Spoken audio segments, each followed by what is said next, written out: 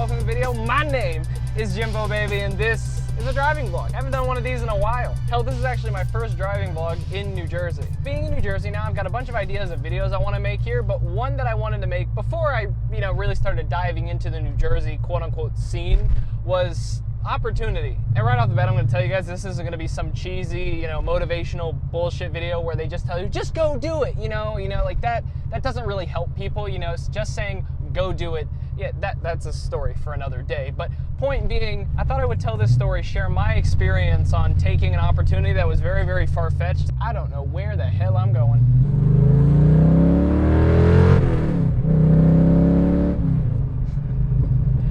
I don't know where I am, so I really got to be careful about where I drive this thing. At home, I'm like, oh, I know exactly where I can hole shot it. Here, it's like, is there a cop over there? I wanted to make a video telling the story of an experience of mine that really was kind of a defining moment in my YouTube world, so to speak. But also, it was really me doing something that nobody else wanted me to do or thought was a good idea, but I knew in my gut it was the right thing to do. And a lot of people say take every opportunity you can because you never know where it's gonna lead, you never know what's gonna happen, you never know what might come of it. And the story I'm about to tell you is the purest example of that. Let me tell you the story of when I drove to Pittsburgh last year in September and met Street Speed 717. And now that I've said that, I know that everybody in the comments right now is typing, get the f*** off of Mike's dick. I'm sorry he was a part of my YouTube past. He was a very nice guy, and even though I had nothing to offer him, he took a quote-unquote chance on me. He let me, do something with him in a video, and it worked out well for me. But anyway, let me tell you the story. Let me tell you how it all happened, and the reason that experience was even remotely worth talking about was because it took my channel, I mentioned this in a couple videos ago, but it took my channel from like 230 subscribers, I think, to within about 2 weeks, 2,000. And that, like I said, that wasn't because my content magically got like way, way better. No. It's because I had a video with Mike in it. End of story. And that video got a bunch of views more than I usually get per video. So what was going on in September? Well, September was the third month that I was taking YouTube kind of quote unquote seriously. Like I was really putting effort into the videos. I was trying to get my name out there. I was putting myself out. I was taking every opportunity I possibly could. And an opportunity that presented itself at the very last minute was a fan meetup in Pittsburgh, Pennsylvania, whatever. But it was a fan meetup, and it was supposed to be with Street Speed 717, Dr. M3, Evan Shanks, I think. Yeah, Evan Shanks came. TJ Hunt came. I know there were a couple other people, but point being, it was a YouTube fan meetup. Fans come and see their favorite creators, so to speak.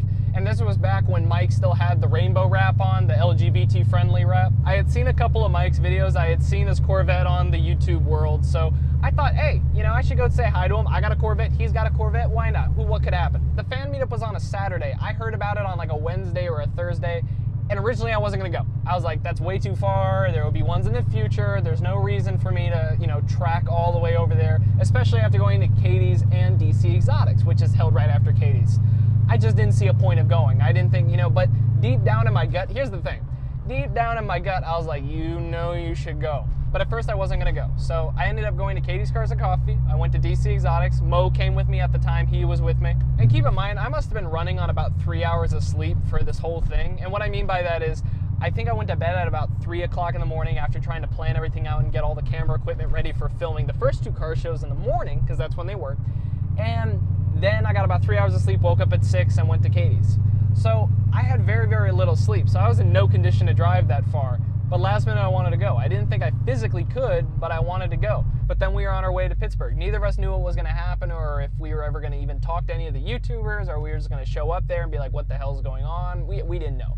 But we knew that it was worth trying. So we went. So what I tried to do was just talk to some of the YouTubers. First I ended up seeing Evan and I tried talking to him and I just tried to say hi and that didn't go anywhere.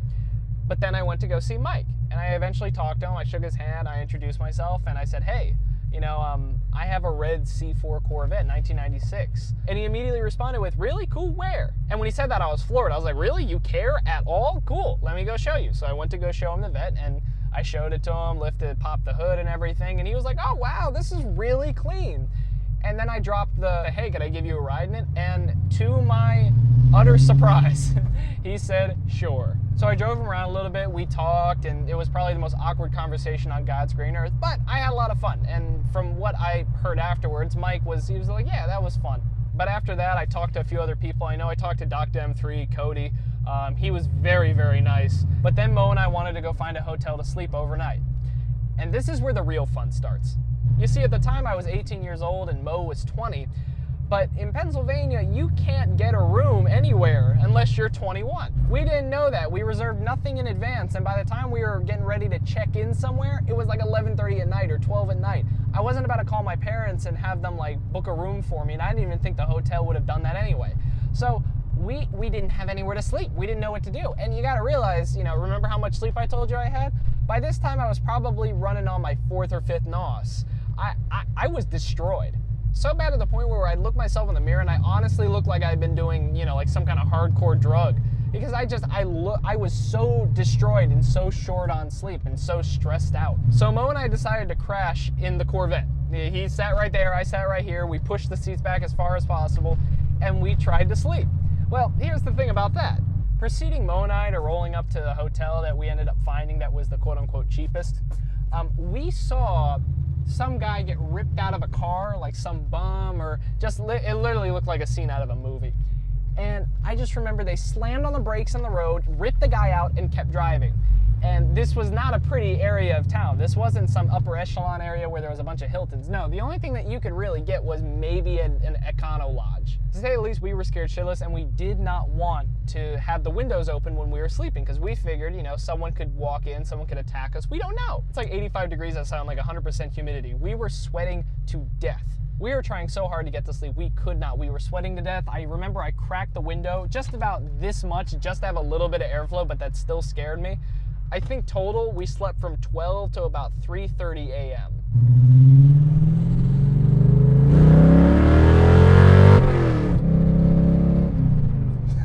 Get a little pull in there, gotta have a pull in there.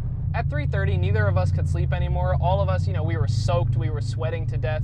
Mo, I think at one point walked to a gas station and picked up cigarettes and, bottles of water. And we were trying everything to trick ourselves into being asleep. I was doing jumping jacks, doing push-ups, pouring water all over me, like ice cold water. Because we decided right then and there, neither of us are going back to sleep again. We might as well just try and, truck it home. There's not gonna be any traffic. So that's exactly what we did. We decided to drive home at like 3:34 in the morning.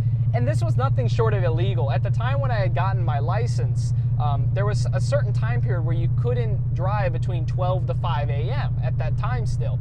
And it was like smack dab in the middle of that. It was like 3:30. So if I had gotten pulled over, I could have gotten a good ticket. It's like DEFCON 5. I think I'm on like my 6th NOS within like a 24-hour period, basically. And we're trying to get home as fast as possible. I remember this vividly.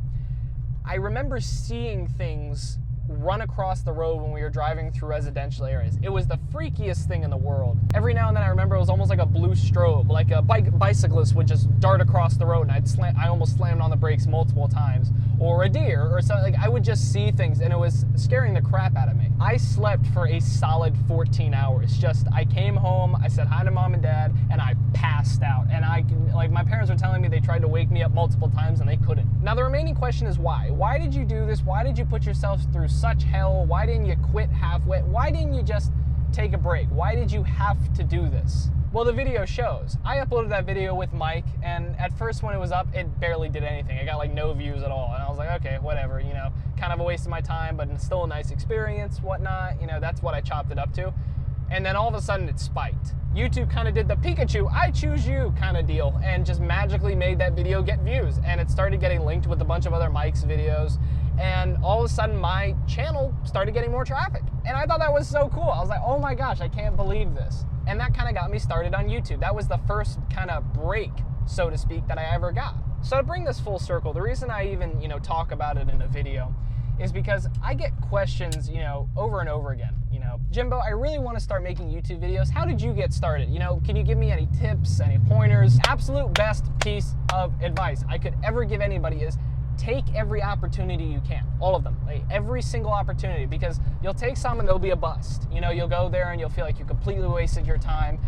The best thing you can do in those situations is just make the most of, you know, whatever the situation is. If it's a complete, you know, shit show of wherever you went, you know, maybe make a new contact or something, or someone that's in a similar shit show that you are. You never know what could come of it. Or you can hit it big. You go to an event and all of a sudden one thing leads to another and you're like, holy shit, I'm so glad I came. This was the best thing I ever could have done. And you know, hindsight is 20/20, and you look back and you're like, this was the best decision I ever made. My Rob Ferretti documentary, everyone told me the way I was going about doing it, it's like, dude, this is not worth it. Like, this is such a dumb idea. Why do you need to do this?